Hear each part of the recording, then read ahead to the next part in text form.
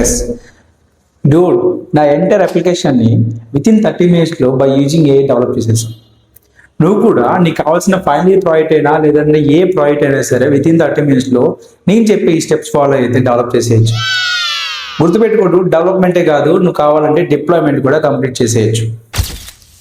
Step 1, first నీకు ఏదైతే idea ఉందో ఆ పర్టికులర్ ఐడియాని ChatGPTతో ఒక discussion start.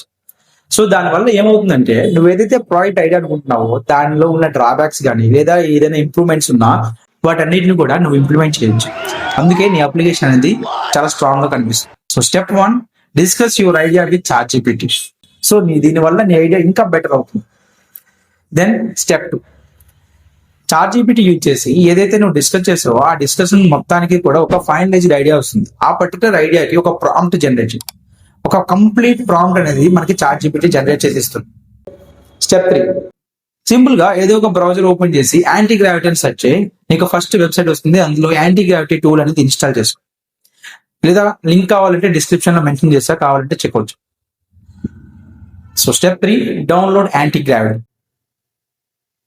Step 4, Antigravity install చేశాక దాన్ని ఓపెన్ చేస్తే మనకి అక్కడ కార్డ్ ఆపస్ అనే ఒక టూల్ ఉంటుంది.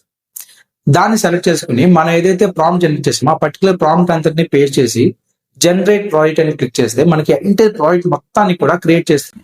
ఇక్కడ నువ్వు సింపుల్ గా దానికి కావాల్సిన పర్మిషన్ అలో చేస్తూ ఉంటే సరిపోతుంది.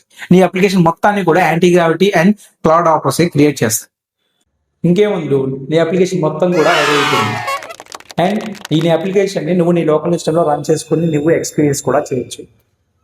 నీకు కావాలంటే స్టెప్ 5 కూడా ఇంక్లూడ్ చేసుకుని ఎలా డిప్లాయ్ చేయాలనేది కూడా మీరు అక్కడే తెలుసుకోవచ్చు. అండ్ సింపుల్ గా డిప్లాయ్మెంట్ కూడా కంప్లీట్ చేయొచ్చు బై యూజింగ్ AWS. AWS వాడు మనకి కొన్ని ఫ్రీ సర్వీసెస్ అనేవి ఆఫర్ చేస్తున్నాడు. వాటిని యూజ్ చేసి మీ అప్లికేషన్ ని నాలాగే డిప్లాయ్ కూడా చేయొచ్చు. ఇప్పుడు నేను యూజ్ చేస్తున్న ఈ అప్లికేషన్ అనేది AWS S3ని యూజ్ చేసి పోస్ట్ చేస్తాను. ఎందుకంటే నాది ఒక స్టాటిక్ వెబ్సైట్. సో సింపుల్ గా నేను AWS S3 చూజ్ చేసుకుని పోస్ట్ కూడా కంప్లీట్ చేసేస్తాను. సో నువ్వు కూడా నాలాగే నీకు కావాల్సిన అప్లికేషన్ మొత్తాన్ని కూడా front and back and entire application మొత్తాన్ని కూడా కొన్ని నిమిషాల్లోనే క్రియేట్ చేసుకోవచ్చు. సో కంప్లీట్ స్టెప్స్ అన్ని కూడా కింద డిస్క్రిప్షన్ లో ఇంక్లూడ్ చేసా, ఒకసారి చెక్అవుట్ చేయి. సో వీడియో నచ్చినట్టయితే లైక్ చేయి, అలాగే మీ ఫ్రెండ్స్ అందరికీ షేర్ చేయి. ఇలాంటి మరిన్ని యూస్ఫుల్ కంటెంట్ అంతా మిస్ అవ్వకూడదు అనుకుంటున్నావా? అలా అయితే ఇప్పుడే మన ఛానల్ని సబ్స్క్రైబ్ చేసి పెట్టుకో.